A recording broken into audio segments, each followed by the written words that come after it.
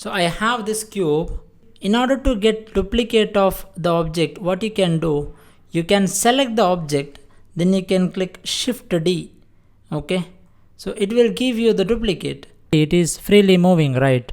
So if you want it on the same place, then you can just right click. Okay, then it will be on the same place. So if you want to move that one, then what you can do, here you can see it is cube. This is the first one, and this is newly created, that you can select, and you can hit G, X, Y, whatever you want, that you can select, so that you can get it here. If I click Y, then it is on Y direction. If I want to move it on Z direction, then I will hit Z. Okay, so right now what I will do, I will click Y, so it will go on Y direction. Okay, now same way I will click this one, Shift D. It is freely moving, then I will hit X. I will take it here. Okay, now guys, we should understand what is orientation. So you can see at the top it is written global. So if I click, there is different things, global, local, normal and all. So in this, the main thing is global and local. So what is global and local? I will explain. So right now you can see there is a green line and a red. So I will bring one more. I will go to layout here. Then I will click on Z, so that you can see Z line also came. So this one is called as world. Okay, so in world you have 3 dimensions, X, Y and Z. Now I will select this one and I will hit G, then Y. It is moving like this. Okay, so I just selected the object. Okay, now one more thing what I will do, I have this option called as show gizmo. I will click on this one and let me enable this, so that if I click any object, I will get that handle by default. Okay, so if I don't want, I can just remove it.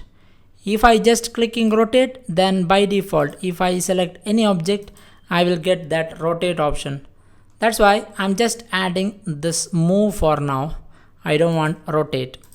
So guys, you can see if I select this one, it is moving along the world axis. So you can see X is showing same direction as our world, and Y is also on the same direction. Here also it is on the same direction as world dimension. Now what I will do, let me rotate little bit. For that what I am doing, R then Y. I will rotate like this. If you check here also it is same. Even if it is rotated, you can see the direction, it is not changing. So direction of this object, you can see I can move it on this Y direction, I can move it on X direction, I can move it on Z direction. So this is moving along the world axis. But see what I will do, I will hit Ctrl Z. Okay, let me bring it here and I will go to local instead of global. Now what will happen, I will rotate this one on Y direction like this.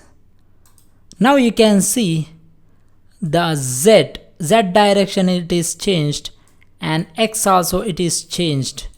Now Z is going on this direction, X is going on this direction. So if I rotate on X direction little bit like this, then you can see even the Y direction also it is changed.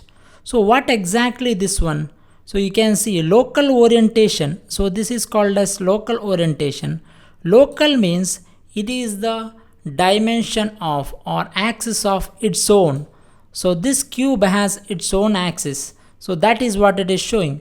Now if I move like this, you can see it is not according to the world axis.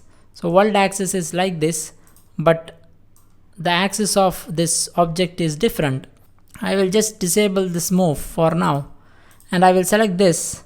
I will hit a G. You can see the dimension is different. Okay, so If you want to move this one on global axis, then what you can do, you can hit Z again. So basically, if you want to switch between local and global axis, that you can do. If you click G then X, it is on local. If you hit X again, then it is global. So you can switch between local and global by hitting the keys twice. So you can see I will change it to global.